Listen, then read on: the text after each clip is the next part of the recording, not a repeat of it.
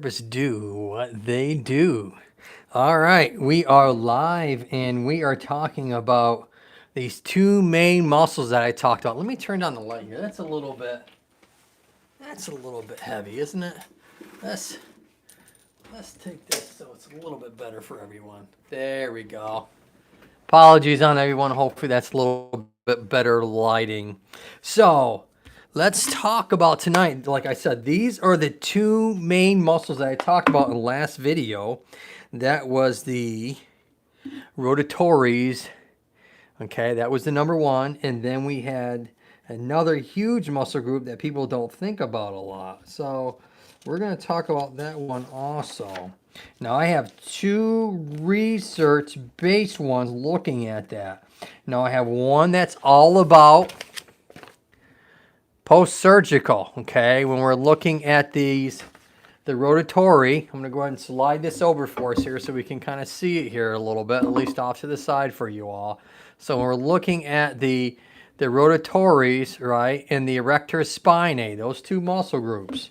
So those are the huge ones that people really don't recognize too much when they're having back issues. They're really thinking about those larger global muscles that really don't come into play when I'm talking specifically about the spinal movement itself. So let's look at this first one. This first one is from 2019, this research. And it's all about, why do therapists do what they do? Why are they prescribing some of these exercises, what they do? Why are they doing some of these modalities like ultrasound and traction, and the big hot topic now is cold laser. That was a couple years ago. Now it's dry needling. You have all these phases of what therapy goes through. At one time, back a long time ago, it was called diathermy. That was a modality used a long time ago. So, but in this instance, they looked at laminectomy techniques and preserving what they call the paravertebral muscles. And so that's kind of what's the grouping of this, what I'm talking about, is those specific muscles. Those are called those paravertebrals, where you're talking about the vertebral spine and all the muscles, those erector spinae and those rotatories that sit within the spine itself. And when you have a laminectomy, kind of just do that for a second. What the heck's a laminectomy? A laminectomy here, you see this, what I'm pointing at right there? That's called the lamina bone. This bone right here is your spinous processes, and then there's a lamina bone on the other side. And what they do with a laminectomy is they literally take out this entire piece. They go ahead and cut this out, and this out. So you have this giant opening. But what that does, if you look from this point of view, it allows that space to be much larger for that disc to move in, as well as it does allow the spinal cord a lot more breathing room.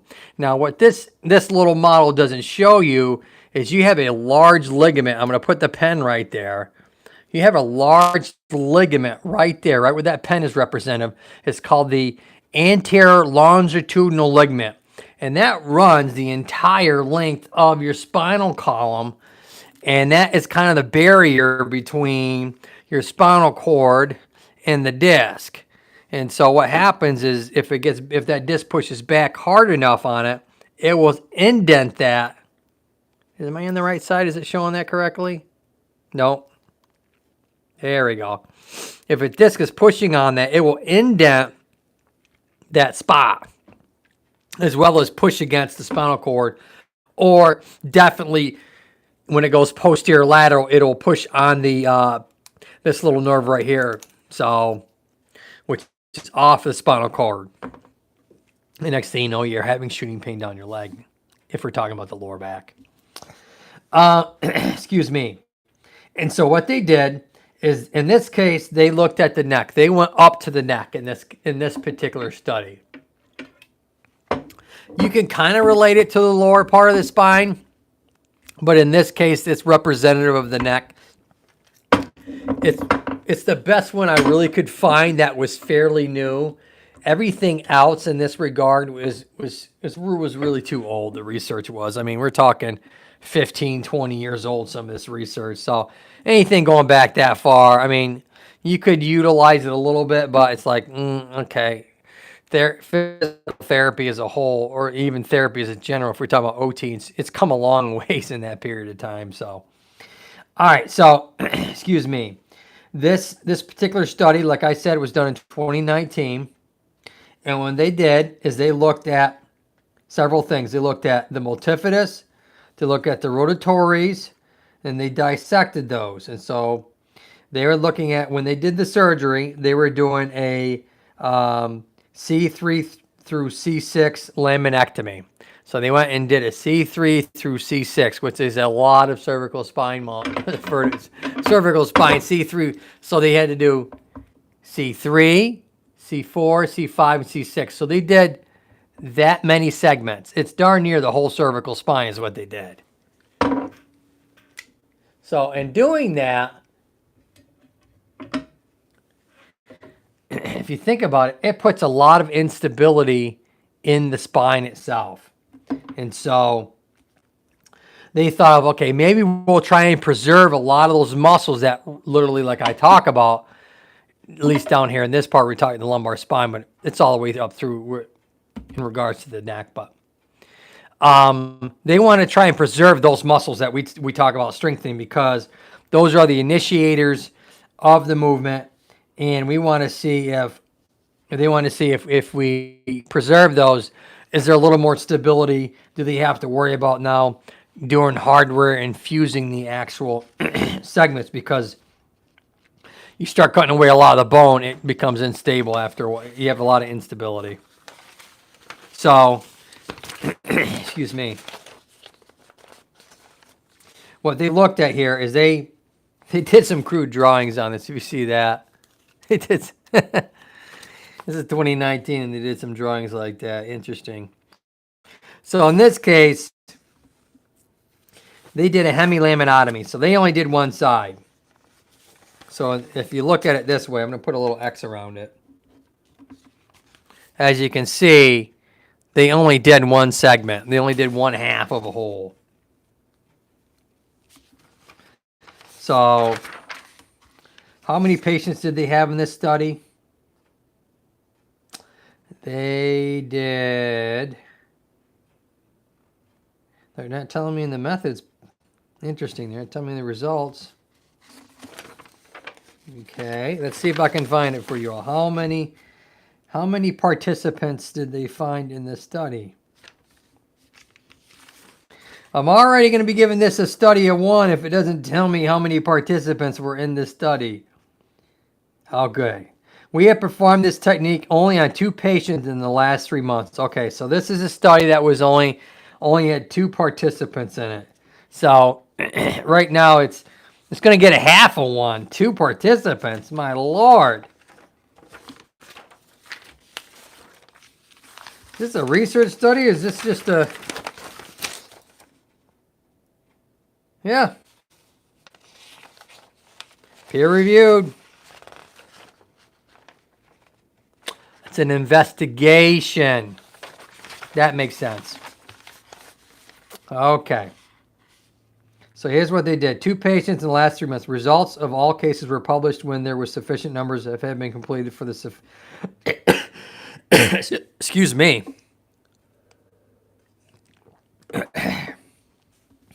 Sorry about that. So in this case, what they did is they were looking at getting this peer reviewed, and they have 2 people in this study, in this investigation. They're looking to hope to get more depending on the results. So they had 2, and it was in the last 3 months. And what was inclusive in the studies? So they said this technique is unique and that is reconstructive of the spine, similar to its normal anatomical form, by preserving the posterior paravertebral muscles attaching to the bones and tension ligaments. So essentially, they did a hemilaminotomy. So they did half a lamina. So they did a half of this. They didn't do the whole one. That's why it kind of looks like this. If they had done a whole one, you would have seen this whole thing cut out. So this whole thing would have been cut out. So what I mean by that is this would have been completely gone. and that's all you would have had left. But instead, they did a half. So this was saved, and that was cut out. So that was saved and that was cut out. So if you think of it that way, and what they're looking at is, okay, instead of taking all the muscles when they cut out when they do a laminectomy, they said, all right, let's see if we preserve these muscles to see if there's any better results with that. And what they found out is the techniques is unique to reconstructive, the spine similar to the nose, and right, we already talked about. Conclusion, this technique can reduce the risk of axial pain and kyphotic deformity and prevent the reduction of range of motion. So that's what they found out. They found out if you preserve those muscles, right, makes sense, right? I think what they probably thought of before is, they don't really need them, we're fusing it. We have these larger muscles, the upper traps, we have the scalenes, these muscles on the side. We have the sternocleidomastoids, the muscles that kind of come down here to your collarbone area. Actually come up from this part and then come down in your collarbone area. We have all these large mover muscles. We don't need those small ones, right? Boy, not too smart. Yes, you do. There's a reason why they're there in the first place. So apparently you preserve strength and range of motion, have less pain, and the alignment of the spine is maintained a lot more when you leave those muscles intact. No, it's only two people in this study. It's an investigation. There needs to be a lot more done. You would think just anecdotally, if you can, more muscles you preserve, the better off the patient will be. So I'm going to give it a 1 because it's just a start. There definitely needs a lot more towards these. So give it a start with that one. I was going to give it half a 1, but I'll give it a 1 out of 5. So our next one, tolerability and muscle activity of core muscle exercises in chronic low back pain. There you go. So this was an International Journal of Environment Research and Public Health. So when was this done? This was done in 2019. So this was another good one too. So most of the studies evaluate core muscle activity during exercise. Now we're talking about the abdominal muscles, stomach muscles, and you can split them up into several things: internal, external. You can rectus abdominis. Almost said the rectus spinae. Rectus abdominis, and then the transverse abdominis, the TA muscle. The TA muscles are what everybody want to go just Google over about 15 years ago. If you weren't engaging the TA, then nothing was happening to this. You just weren't getting good strength of the stomach of the abdominals to support the spine. Okay, that's false, but okay. The object of this study was to compare core muscle activity and the tolerability of the variety of dynamic and isometric exercises in patients with non-specific low back pain. So these are people that aren't having any ridiculous symptoms. So they're doing isometric, which basically means it's a muscle contraction or muscle activity without movement of the joint. If you want to know what, and then they did it with dynamic movement. Dynamic means that you are moving the joint with the muscle contraction. That's really all it means. So what they did, the average patient was 52 years old, all with standing or walking, working in the current or latest job. So they were looking at people that were mobile. 13 outpatients total in this study. They performed 3 consecutive repetitions at 15 reps maximum during the exercise. So they did surface electrodes. So they just put those little electrodes that you would see on people. We do them with TENS units. And then they just recorded the rectus abdominis, the internal and external obliques, and then the lumbar erector spinae. So they actually put it on the lumbar erector spinae. Now, this is the kicker. This is the only problem I have with this study. When you do surface electrodes, you're really getting so much what they call cross-messaging or cross-contamination, however you want to call it.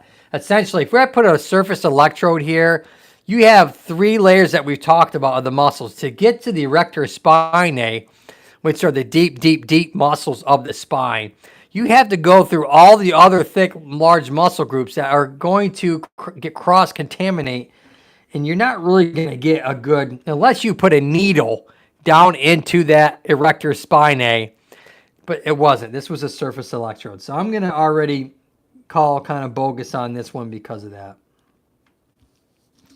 I didn't get that. Sorry about that, folks. So, now surface electrodes for the stomach muscles, yeah, okay, I can get that, but not the erector spinae. Anyways, so they did a squat, the bird dog exercise, where you're on hands and knees and you kick one leg out and the opposite leg out at the same time, and then they did a squat. So that's the two exercises they did, and they were looking at what was the what did the erector spinae? How much initiation of that muscle group occurred with those two exercises? That's what they looked at. And so they were looking at, they basically said that the electromuscle graph, 40%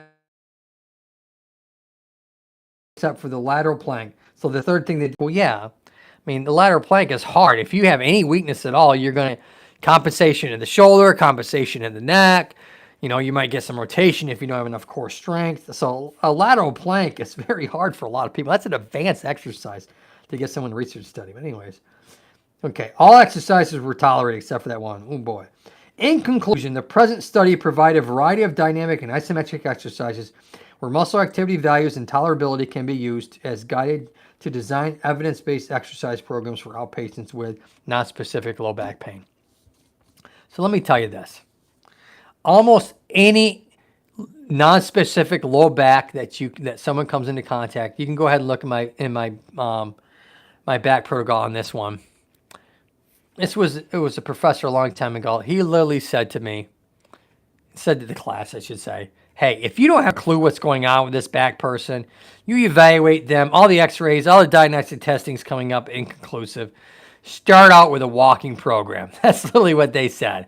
If you can't figure out in one session what's going on and you need them to come back and really go overnight, look at the research and really figure out what the heck's going on with this, what am I missing? Let me call up some colleagues and see if I can get some information from them.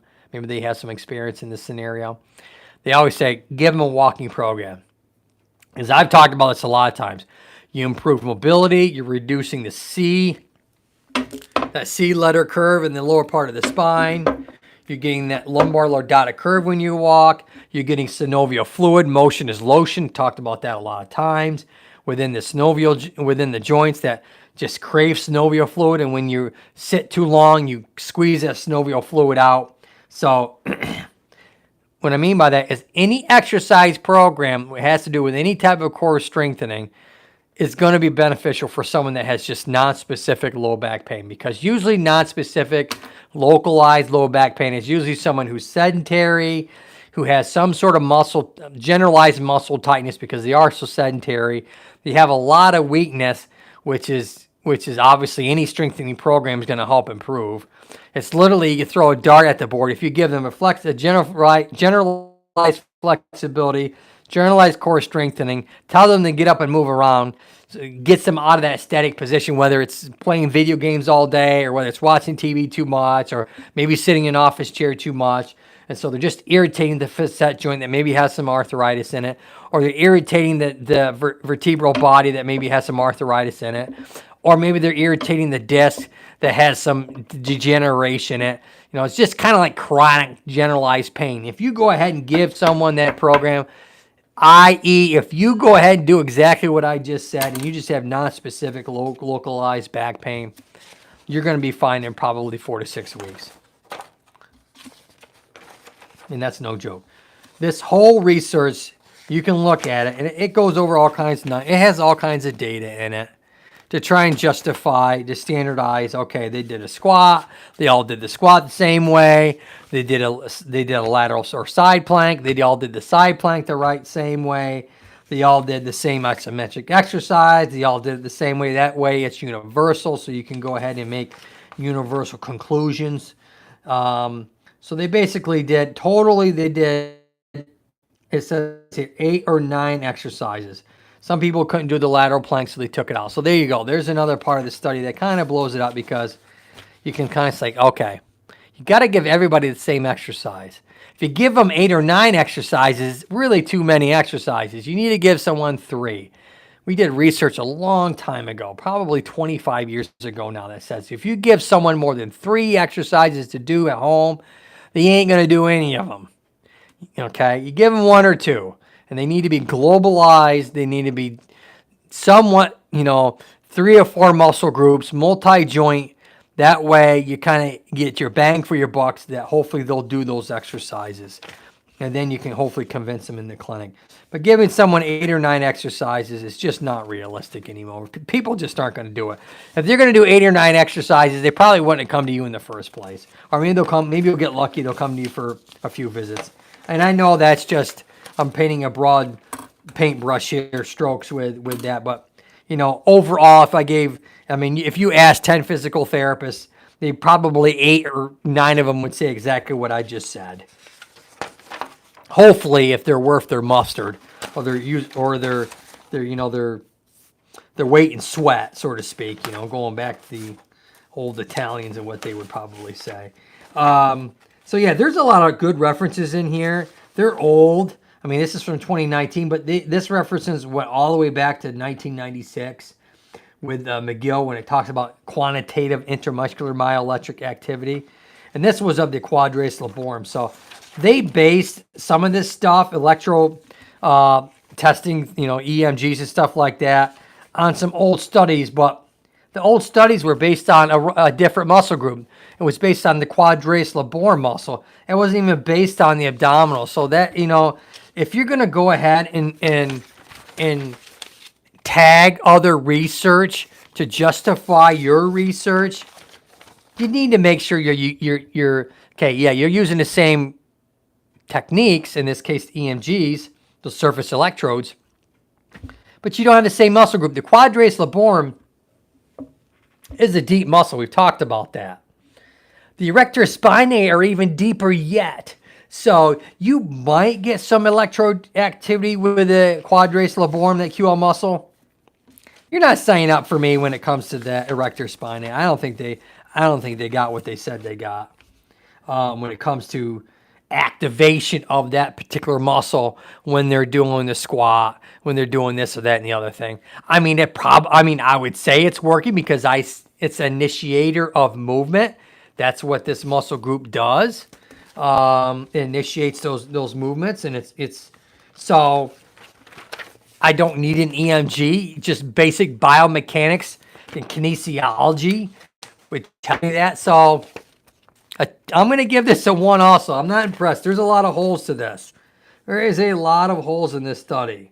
So we already know that planks, whether they're a modified plank or full plank in supine, in prone or in side lying, or if you do it on a physio ball or do it on a hard surface, you're going to engage your entire core. You're going to engage your neck. You're going to engage all the stabilizers of your spine, as well as depending on if you're doing a dynamic movement or movement or not. So hopefully that kind of helps you guys out of the do's and don'ts of why therapists do what they do.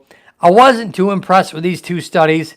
I couldn't find really anything else, because the problem is that muscle is so darn deep. So the reason why people don't talk about it a lot, because it's overshadowed by all these other larger muscles that are easy to measure. They're what we call glory muscles, like your pecs and your biceps are glory muscles.